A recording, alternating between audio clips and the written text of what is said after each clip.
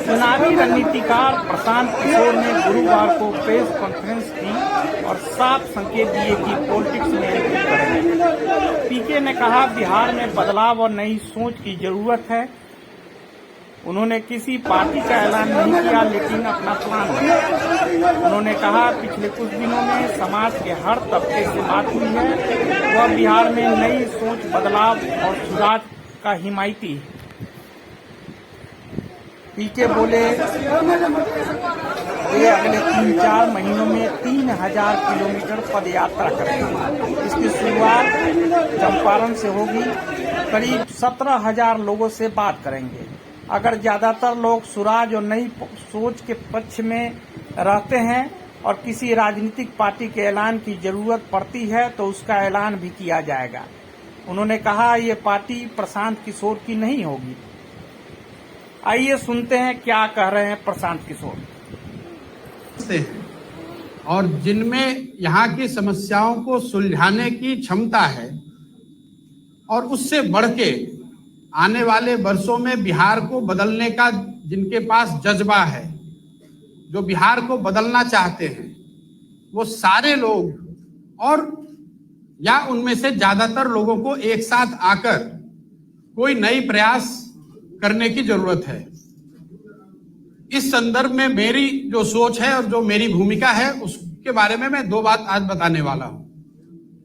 जैसा कि आप प्रेस में या अदरवाइज कई जगह मीडिया में स्पेकुलेट किया जा रहा है कि मैं कोई राजनीतिक पार्टी बनाने वाला हूं या मैंने कोई राजनीतिक मंच बनाया है, ऐसी कोई घोषणा मैं आज नहीं करने वाला हूं। मेरी कोशिश ये है और मेरी भूमिका आने वाले दिनों में ये होगी कि ये जो लोग जिनको मैं कह रहा हूं, जो यहाँ के सामाजिक और राजनीतिक जीवन से जुड़े हुए हैं और जो यहाँ की मिट्टी को, यहाँ के मुद्दों को, यहाँ के समस्याओं को समझते हैं, उनमें से एक बड़ा तबका उनसे मिलना, उनसे समझना और उनको एक साथ एक प्लेटफॉर्म पर लाकर खड़ा करना। पहली मेरी भूमिका का पहला जो लक्ष्य है वो ये है। मैं मेरे साथियों के साथ पिछले 4-5 महीनों से हम लोगों ने करीब 17,500 ऐसे लोगों को चिन्हित किया है, उनसे संपर्क बनाया है। आने वाले 3-4 महीनों में मैं व्यक्तिगत रूप से इनमें से ज्यादातर लोगों से मिलने वाला हूं, उनसे बात करने वाला हूं और जो जन सुराज की सोच है, गुड गवर्नेंस की जो सोच है और आगे उसको बिहार में उतारने के लिए, बिहार में उस चीज को, उस अवधारणा को जमीन पर लाने के लिए जो करने की जरूरत है, इस संबंध में उनसे मिलकर उनसे बात करने वाला हूं। इस संदर्भ में मैंने पिछले 3 दिनों में कोई 150 लोगों से मेरी मुलाकात हुई। सैंपल के तौर पे जो 17,500-18,000 लोग हम लोग के साथ जुड़े हुए हैं, उसमें समाज के अलग अलग वर्गों के लोग, अलग अलग पृष्ठभूमि के लोग, राजनीतिक और गैर राजनीतिक दोनों। और मेरा अनुभव पिछले 3 दिन का ये रहा है कि करीब 90% लोग इस बात से पूरी तरह इत्तेफाक रखते हैं कि बिहार में एक सामूहिक नए सोच और नए प्रयास की जरूरत है। तो मेरी पहली घोषणा ये है कि अगले 3 से 4 महीनों के अंदर इन 17,500-18,000 लोगों के साथ संवाद स्थापित करना, उनसे समझना, उनसे जन सुराज की परिकल्पना के बारे में चर्चा करना और अगर उनकी सहमति हो तो उनको इसका भागीदार बनाना, ये पहला लक्ष्य है। अगर इनमें से एक बड़ा वर्ग 2,000, 5,000, 3,000, मैं कोई संख्या अभी आपको एक संख्या नहीं बता सकता हूं, लेकिन इसमें से बड़ी संख्या में लोग अगर एक साथ आए, एक प्लेटफॉर्म या एक अभियान के तहत जुड़कर आते हैं और वो मिलकर ऐसा तय करते हैं कि हमें किसी राजनीतिक संगठन या पार्टी की जरूरत है, तो उस पार्टी की घोषणा उस समय करी जाएगी। अगर वो पार्टी बनती भी है तो वो पार्टी प्रशांत किशोर की पार्टी होगी, ऐसी बात नहीं है। वो उन सबों की पार्टी होगी जो इस परिकल्पना से जुड़कर इस राजनीतिक संगठन के निर्माण में अपनी भागीदारी देना चाहते हैं। ये काम मुझे ऐसा लगता है कि अगस्त या सितंबर तक पूरा कर लिया जाना चाहिए। ये आज की घोषणा का एक पहलू है। दूसरा पहलू जो है, जो ज्यादा महत्वपूर्ण है, वो बिहार के लोगों तक पहुंचना, बिहार के गांव, शहर, गली मोहल्ले तक पहुंचना, लोगों को जन सुराज की परिकल्पना, इस सोच के बारे में बताना, उनसे उनका व्यू पॉइंट लेना, उनकी समस्याओं और उनके आगे के भविष्य के बारे में जो उनकी अपेक्षा, आशा, आकांक्षाएं हैं, उनको समझने का प्रयास करना। उसके लिए 2 अक्टूबर से मैं स्वयं पश्चिमी चंपारण गांधी आश्रम से 3000 किलोमीटर की पदयात्रा शुरू करूंगा।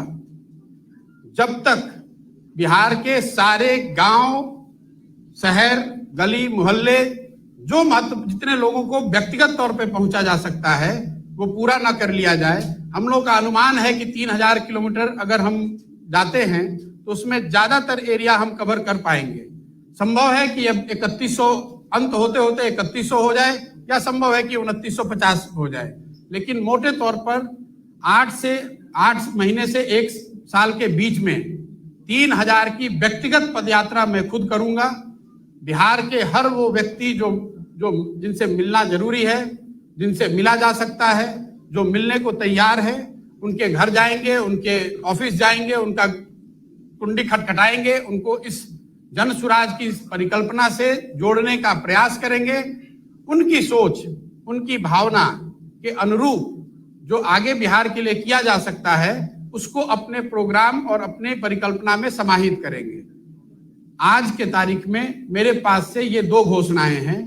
इसके साथ आपके माध्यम से मैं बिहार की जनता को एक और आश्वासन देना चाहता हूं कि मैं पूरी तरीके से जो कुछ भी मेरे पास है, जो भगवान ने मुझे बुद्धि शक्ति दी है, वो पूरी तरीके से बिहार के बेहतरी के लिए उसको समर्पित कर रहा हूं। कोई सवाल नहीं है बीच में इसको छोड़ने का, कोई सवाल नहीं है कि इसमें कोई भी बीच में बाधा आए तो उससे घबराकर पीछे हटने का। आप में से कुछ लोगों के मन में पिछली घोषणा जो मैंने बात बिहार की थी, उसको लेकर है कि आपने बात बिहार की घोषणा करी और फिर वापस 1 महीने के बाद आप बिहार नहीं आए। मैं आपका ध्यान आकर्षित करना चाहता हूं कि बात बिहार की घोषणा फरवरी 2020 में करी गई थी। अनफॉर्चुनेटली मार्च 2020 में कोविड की वजह से हर जगह लॉकडाउन और पूरा जीवन अस्त व्यस्त 2 साल तक रहा। अब आप कुछ लोग ये कह सकते हैं कि अगर कोविड के दौरान आप बंगाल में काम कर सकते हैं तो बिहार में क्यों नहीं? वो इसलिए कि बंगाल में किसी बनी बनाई व्यवस्था के साथ काम करना था, बिहार में एक नई व्यवस्था बनानी है। बिहार में एक नई व्यवस्था बनाने के लिए मुझे 2 साल, 3 साल, 4 साल उसमें काम करना पड़ेगा। अभी यहाँ पर कोई इलेक्शन नहीं है, तो इस तरह के जिनके मन में सवाल है कि कौन सा इलेक्शन लड़ेंगे, किसके साथ लड़ेंगे, उसकी कोई परिकल्पना मेरे मन में अभी नहीं है। अच्छा, तो लोगों को ये शंका क्यों ना हो कि आपकी जो राजनीति होगी आगे आप लोगों से मिलेंगे? अगर राजनीतिक पार्टी बनाने की आवश्यकता आपको महसूस होती है, पार्टी बनेगी तो आपकी राजनीति आपके पिता तुल्य नेता के इर्द गिर्द नहीं होगी। नहीं, देखिए, अगर नीतीश जी के विचारधारा में या उनके कार्यकलाप में या उनके कार्यशैली में अगर कुछ अच्छी बातें हैं तो नीतीश जी ही क्यों?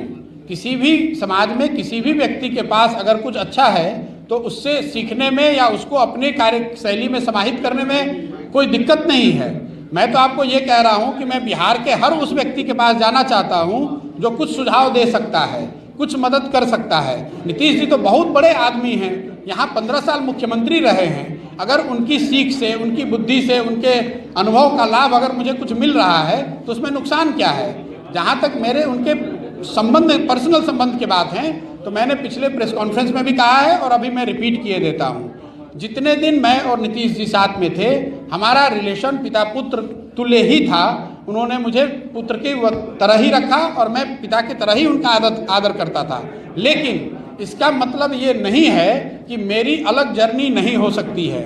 इसका मतलब ये नहीं है कि मैं उनसे अलग विचारधारा या अलग सोच नहीं रख सकता हूँ। आपने देखा, मैं जदयू में था और ये एनआरसी के मुद्दे पे मुझे हटाया गया और पब्लिक डोमेन में ये बात है। मैं नीतीश जी से मिलने आया तो नीतीश जी ने मुझे फिर से आश्वस्त उस मीटिंग में करा कि मैं बिहार में ये लागू नहीं करूँगा। मेरा उनको प्रश्न इतना ही था कि अगर आपको बिहार में लागू करना नहीं है तो आपने पार्लियामेंट में वोट क्यों किया, और अगर ये किया तो फिर मेरे जैसे व्यक्ति का इसमें रहना बहुत मुश्किल है। बाद में उन्होंने अपने विवेक के अनुसार उचित समझा, मुझे निकाल दिया। वो ठीक है, वो उनकी पार्टी है, उन्होंने मुझे निकाल दिया, कोई दिक्कत नहीं है। पैसे कहाँ से आएंगे मेरे भाई? ऐसा है कि जिसके साथ जनता का समर्थन है, अगर जनता का समर्थन मेरे पास होगा तो वोट है तो नोट का जुगाड़ हो जाएगा। समाज पैसे की व्यवस्था कर देता है, आप उसकी चिंता न करें।